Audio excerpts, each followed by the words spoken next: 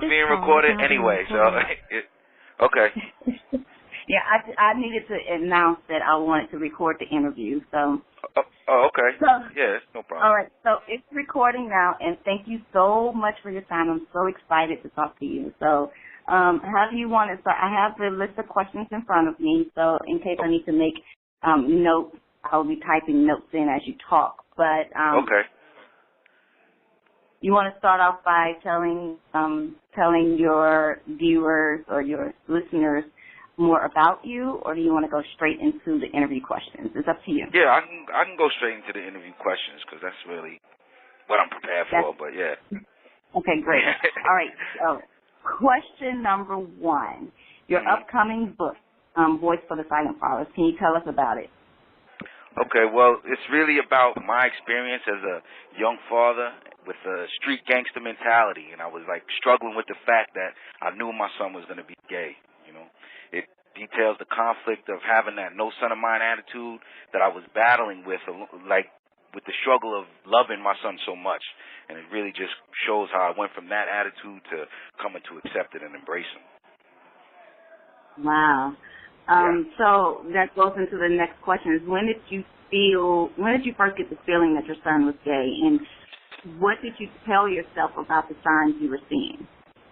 Well, yeah, it was like I knew Andrew, like from diapers, I would see signs, and I knew it. I would see like certain girlish mannerisms or, you know, things that would like set off instinctive warnings, and I wouldn't want to pay too much attention to them because I didn't want to like reinforce it, but early on, it's like from diapers, I saw it.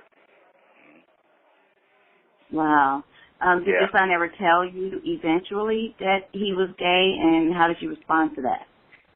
It was like he never had to tell me. I always knew, and it was just basically like there was a big pink elephant in the room, and we both just ignored it for as long as we could.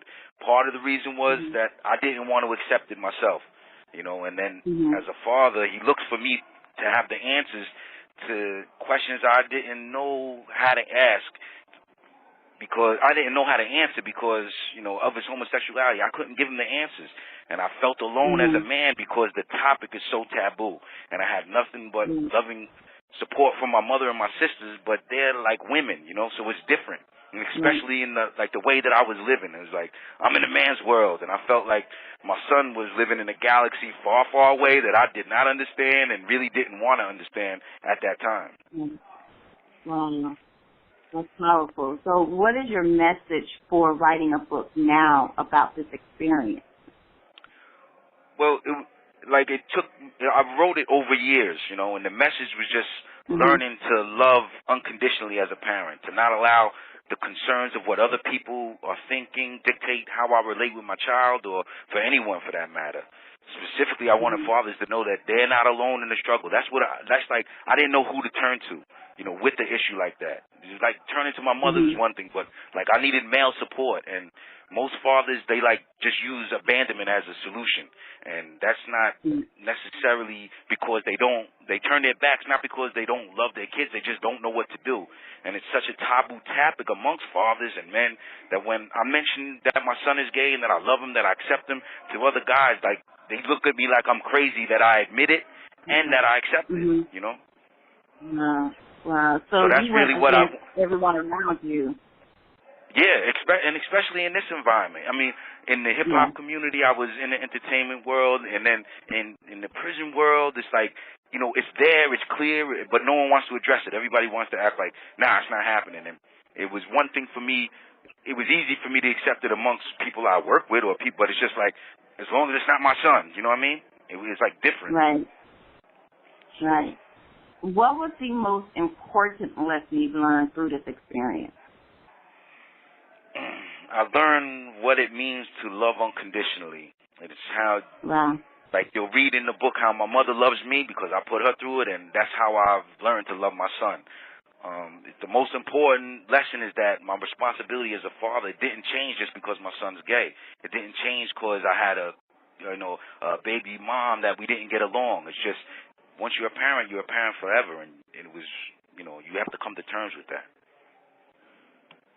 How long do you think it took you, and this is not part of the questions, but talking to you brought up a lot of different questions?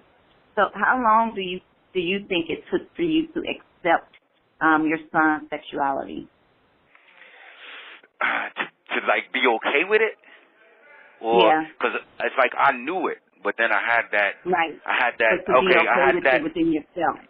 Yeah, that in the book you'll see is like when it came to, you know, the other situations that were coming up that didn't have to deal with his homosexuality. You know, that like life gets so serious. Like, you know, homosexual teens have the highest suicide rate. You know, waiting on, you know, worrying about him, you know, sitting at night, not able to sleep because I'm thinking they're going to find my son dead somewhere. You know what I mean? Right. It's like, damn, I don't care about him being homosexual. My thing is that I just need him to live. We could get past that. You know what I'm saying? Yeah. Yeah. And I think that's the biggest thing with homosexuality. Sorry. Go ahead. No. Go ahead. Okay. How is your relationship now today with your son? Oh, it's great. I mean, we communicate several times during the week through the emails and phone calls, and like, the book was like a tool also for us to heal one another. Like, he understands where I'm coming from, which makes me have, you know, our healing process, because I made a lot of mistakes. You know, this is not like, you know, I admit that and I tell him that, and you read about that. This call is from a federal prison. But it's like the hurt and pain that we caused each other, because, you know, it was both. You know, it was a struggle with both. But once he saw my perspective and he understood what I was thinking and going through, it made us easier to work through those difficulties that we had with each other. And that was what was like, to me, the book is a success already in that it accomplished that. Absolutely, and I cannot wait for it to come out. I'm going to be like the first buyer. Well, next to your sister in your family. I'm getting the book. I'm getting it. But I think that this story is powerful, and that there's not a lot of black men talking about something so real and so important. And that's what my business matters in my heart is all about, talking about those things that's really hard to talk about. So for the last time, I'm talking fast, we got 15 minutes. It's all right. We're good. We still got it. We only have 3 minutes. I got it time. Okay, so the last question for now is there anything you want to say in conclusion of the interview, final words, thoughts, inspirations? I mean, you said so many powerful things so far, but is there anything else that you want your message clear? Well, it's, you know, there's no one parenting book with all the right answers on how to raise any kid, gay or straight.